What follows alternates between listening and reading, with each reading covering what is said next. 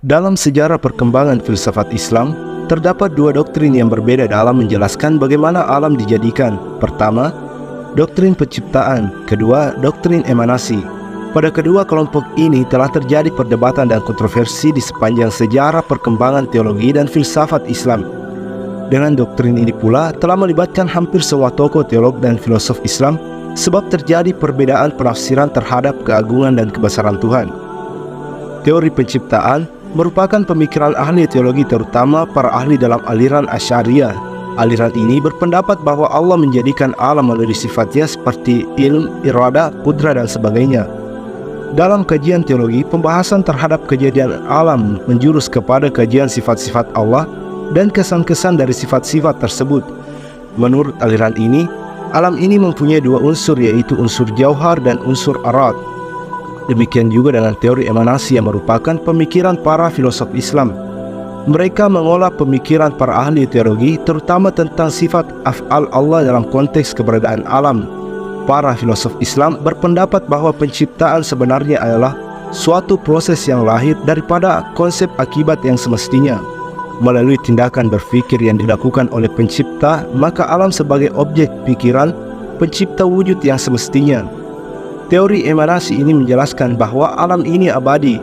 Filosof Islam pertama yang dipandang memperkenalkan teori ini adalah Al-Farabi. Menurutnya, alam semesta ini dijadikan secara melimpah. Teori ini diambil dari neopolitisme yang mengatakan bahwa alam ini terjadi karena limpahan dari Yang Esa. Wujud pertama yang melimpah adalah satu, yakni akal. Dengan demikian, keanekaan alamiah itu tidak secara langsung dimulai dari Tuhan, tetapi dari akal pertama yang melimpah mengandung keanekaan potensial sebagai sebab langsung bagi keanekaan aktual di alam empiris. Berdasarkan teori ini, Tuhan terpelihara keutuhan zatnya dari keanekaan karena Tuhan bukan langsung dari wujud empiris. Teori yang dikemukakan oleh Al-Farabi ini adalah untuk menjelaskan hakikat-hakikat yang terlibat dalam proses emanasi. Hakikat-hakikat tersebut dijelaskan dalam uraian prinsip-prinsip kewujudan. Al-Farabi membagi prinsip-prinsip ini kepada kewujudan yang bukan jisim dan kewujudan yang berada di dalam jisim.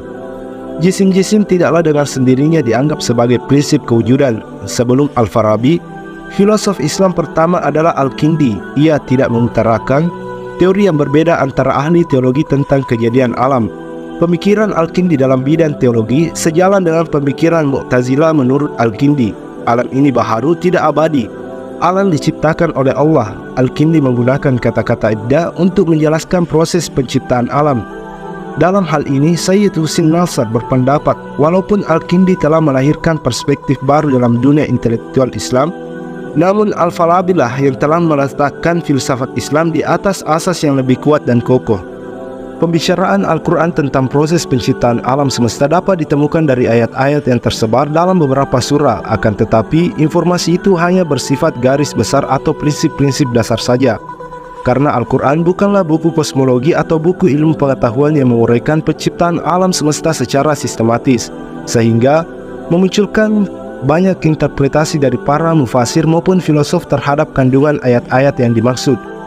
Di antara ayat-ayat Al-Quran yang berbicara tentang proses penciptaan alam semesta adalah sebagai berikut. Quran Surah Hud ayat 7. Dan dialah yang menciptakan langit dan bumi dalam 6 masa, dan adalah singgasananya sebelum itu di atas air, agar dia menguji siapakah di antara kamu yang lebih baik amalnya.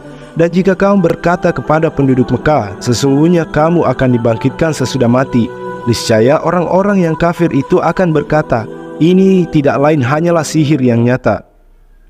Quran Surah Al-Anbiya ayat 30. Dan apakah orang-orang yang kafir itu tidak mengetahui bahwa langit dan bumi itu keduanya dahulu adalah suatu yang padu, kemudian kami pisahkan antara keduanya, dan dari air kami jadikan segala sesuatu yang hidup.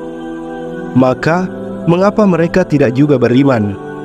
Quran Surah Fussilat ayat 9-12. Katakanlah, sesungguhnya patutlah kamu kafir kepada yang menciptakan bumi dalam 2 masa dan kamu adakan sekutu-sekutu baginya. Yang bersifat demikian itu adalah Rabb semesta alam, dan dia menciptakan di bumi itu gunung-gunung yang kokoh di atasnya. Dia memberkahinya dan dia menentukan kadar makanan-makanan penghuninya dalam 4 masa. Penjelasan itu sebagai jawaban bagi orang-orang yang bertanya. Kemudian Dia menuju kepada penciptaan langit dan langit itu masih merupakan asap. Lalu dia berkata kepadanya dan kepada bumi, "Datanglah kamu keduanya menurut perintahku dengan suka hati atau terpaksa." Keduanya menjawab, "Kami datang dengan suka hati." Maka dia menjadikannya 7 langit dalam 2 masa. Dia mewahyukan bintang yang cemerlang dan kami memeliharanya dengan sebaik-baiknya. Demikianlah ketentuan yang maha perkasa lagi maha mengetahui. Menurut Hasbi As-Siddiqi, teori penciptaan alam yang dikemukakan oleh ilmu pengetahuan sesuai dengan teori Al-Quran sendiri, seperti tersebut dalam Quran Surah Al-Anbiya ayat 21. Teori-teori ilmiah yang sesuai dengan Al-Quran. Pertama, sebelum dijadikan langit dan bumi, hanya terdapat zarah-zarah yang menyerupai kabut dan air yang menjadi unsur pokok terjadinya alam ini. Kedua, langit dan bumi mulanya adalah satu paduan, kemudian Allah memisahkannya. Lalu Allah menjadikan udara di antara keduanya yang menghilangkan panas bumi agar manusia dapat hidup di atasnya. Udara yang bergerak dan terus berpindah-pindah itulah yang menyebabkan turunnya hujan yang membentuk laut dan sungai. Ketiga, yang dinamakan langit bukanlah planet, tetapi ruang yang tidak terbatas dan hanya Allah sendiri yang mengetahuinya. Dan ruang itulah yang menjadi tempat beredarnya seluruh bintang-bintang. Dapat dikatakan bahwa yang dikehendaki dengan 7 petala langit ialah 7 kelompok gugusan bintang yang masing-masing beredar menurut garis edarnya.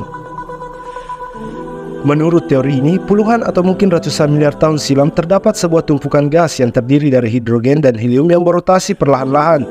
Kemudian, gas pecah dalam satu peristiwa yang disebut ledakan besar dan selanjutnya membentuk benda-benda langit yang kini dikenal dengan galaksi. Dalam alam semesta terdapat bermiliar-miliar galaksi, masing-masing berotasi pada sumbunya, berpadu sedemikian rupa sehingga satu sama lain tidak bertabrakan. Pada tahap kedua, galaksi pecah dan menjadi bermiliar-miliar bintang. Salah satu di antara bintang itu adalah matahari. Setiap gas yang membentuk bintang pecah sebagai tahap ketiga untuk membentuk planet-planet yang mengelilingi bintang. Setiap bintang dan planet berotasi sedemikian rupa sehingga tidak ada tabrakan antara yang satu dengan yang lain. Semua itu adalah sunnatullah, tanda-tanda atau hukum Allah, atau dalam istilah ilmiah disebut dengan hukum alam. Masih menurut Quran Surah Fussilat ayat 9-12, bumi diciptakan dalam 2 hari, selama 4 hari lagi Allah menciptakan hiasan-hiasannya seperti disebutkan di atas. Menciptakan segala bahan makanan, bahan pakaian dan sebagainya yang sangat dibutuhkan oleh seluruh makhluknya. Al-Maraghi menjelaskan bahwa Allah menciptakan bumi dan segala isinya dalam 4 tahapan. Satu tahap untuk memadatkan materi bumi setelah asalnya berupa gas. Setahap lagi untuk menyempurnakan lapisan-lapisan bumi selebihnya, termasuk diantaranya bahan-bahan mineral yang ada padanya. Setahap lagi untuk menumbuhkan tumbuh-tumbuhan, serta tahap terakhir untuk pembentukan binatang. Dalam ayat tersebut Allah menyebutkan proses penciptaan bumi terlebih dahulu. Setelah itu disebutkan penciptaan langit dengan segala isinya. Sedangkan pada ayat-ayat lain biasanya terlebih dahulu diceritakan penciptaan langit, kemudian penciptaan bumi. Menurut Al-Maraghi, pengungkapan dalam bentuk demikian karena manusia memperhatikan keadaan bumi yang ada di sekelilingnya. Maka, penyebutan tentang bumi didahulukan. Sedangkan menurut Hasbi As-Siddiqi, dalam rencananya Allah lebih dahulu membuat rencana bumi daripada rencana pembuatan langit. Akan tetapi, dalam pelaksanaannya kemudian lebih dahulu menciptakan langit termasuk matahari dari bumi. Mengenai jangka waktu terjadinya penciptaan alam semesta, Al-Quran mengatakan dalam banyak ayat bahwa Allah menciptakan alam semesta, baik langit maupun bumi selama 6 hari, fi sittati ayyam. Kata ayam merupakan bentuk jamak dari yaum bermakna min tulu al-syam ila dharibiha, dari terbit fajar sampai tenggelam matahari. Kata sittati ayyam sebagaimana disebutkan dalam tafsir Al-Qurtubi adalah hari-hari akhirat yang tiap-tiap hari lamanya 1000 tahun. Sementara menurut Mujahid, Imam Ahmad dan Ibnu Abbas, hari yang dimaksud dalam ayat tersebut adalah hari dunia yang dimulai dari hari Ahad dan berakhir hari Jumat. Ungkapan bahwa Allah menciptakan alam semesta selama 6 hari fi sittati ayyam terulang dalam Al-Quran sebanyak 6 kali, yaitu Quran Surah Al-A'raf ayat 54, Quran Surah Yunus ayat 3, Quran Surah Hud ayat 7, Quran Surah Al-Furqan ayat 59, Quran Surah Qaf ayat 38 dan Quran Surah Al-Hadid ayat 4. Ayat-ayat tersebut memiliki redaksi dan susunan kalimat yang sama kecuali dalam Quran Surah Al-Furqan ayat 59 dan Quran Surah Qaf ayat 38, di mana dalam kedua ayat tersebut tersisip kata wa ma bainahuma sebelum kata fi sittati ayyamin. Mengenai terjadinya alam semesta dalam 6 hari, terdapat ayat yang menjelaskan bahwa hari Allah sama dengan 1000 tahun. Sehari dalam pandangan Tuhanmu adalah seperti 1000 tahun dari perhitunganmu. Quran Surah Al-Hajj ayat 47 dan Quran Surah As-Sajdah ayat 5. Oleh karena itu, menurut Al-Quran, penciptaan telah terjadi dalam 6000 tahun. Akan tetapi, beberapa mufasir berpendapat bahwa kata tahun dalam konteks ini digunakan bukan dalam pengertian biasa, tetapi secara kiasan, yang berarti suatu kurun waktu. Namun mufasir lain berpendapat bahwa penafsiran tersebut nampaknya tidak dapat dibenarkan mengingat adanya penggunaan kata secara seksama. Dalam ayat-ayat yang bersangkutan dinyatakan dengan tegas bahwa sehari dalam pandangan Allah seperti 1000 dari perhitungan manusia. Fi yaimin kana miqdaruhu alfa sanatin mimma ta'uddun. Kebanyakan ulama mazhab tekstual menafsirkan 6 hari sama dengan hari di planet bumi, di mana satu hari adalah 24 jam, waktu yang dibutuhkan bumi untuk berotasi mengelilingi matahari. Sebaliknya, mazhab kontekstual mengatakan bahwa satu hari dalam Al-Quran tidak otomatis berarti 24 jam, tetapi dapat berarti 1000 tahun atau bahkan 50.000 tahun. Quran Surah As-Sajdah, Quran Surah Al-Ma'arij. Mazhab kontekstual lebih suka menafsirkan 6 hari menjadi 6 periode, bukan 6 hari. Dalam hal ini, penulis sepakat dengan mazhab kontekstual bahwa hitungan 6 hari dalam penciptaan alam semesta tidak dapat disamakan dengan hitungan 6 hari hitungan di bumi. Sebab, ketika langit dan bumi sedang diciptakan Allah, hitungan hari, bulan, dan tahun belum dikenal. Barulah setelah alam selesai diciptakan dan ada pada penghuninya, hitungan hari, bulan, dan tahun itu ada dan dikenal oleh manusia. Namun, yang perlu digarisbawahi adalah dengan menyebut 6 hari atau 6 periode tersebut tidak lebih hanya sekadar penyebutan waktu belaka. Bukan berarti Allah tidak kuasa menciptakan alam semesta kurang dari kurun waktu tersebut. Al-Qurtubi mengatakan bahwa jika Allah mau, Dia dapat menciptakan alam semesta dalam waktu sekejap saja. Bahkan, cukup dengan mengatakan kun fayakun.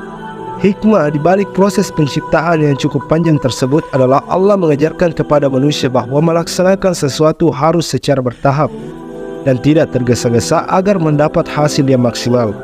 Sementara itu, ulama falak telah menetapkan bahwa hari-hari di planet lain di luar bumi berbeda dengan hari-hari di bumi tentang jangka lamanya. Hari-hari Allah menjadikan alam mulai berupa kabut atau asap berlangsung beribu-ribu tahun lamanya. Selain itu, Allah menjelaskan bahwa Dia telah menciptakan langit dan bumi dalam 6 masa. Dia juga memberitahukan bahwa ketika menciptakan langit dan bumi, Dia telah bersinggasana di atas air, sebagaimana tersebut dalam Quran Surah Fussilat ayat 9-10.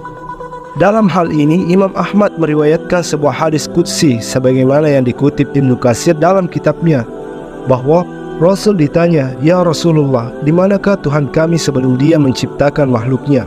Rasulullah bersabda, "Dia berada di awan yang kosong, bawahnya dan kosong pula atasnya. Kemudian diciptakannya arsy sesudah itu." Dengan demikian, air menurut Al-Quran dan awan menurut hadis lebih dahulu diciptakan daripada bumi dan langit, bahkan lebih dahulu daripada arasy. Sedangkan tujuan Allah menciptakan langit dan bumi serta segala isinya adalah untuk menguji manusia siapa di antara mereka yang paling baik amalnya ketika menghuni bumi, serta menikmati apa yang ada di antara keduanya.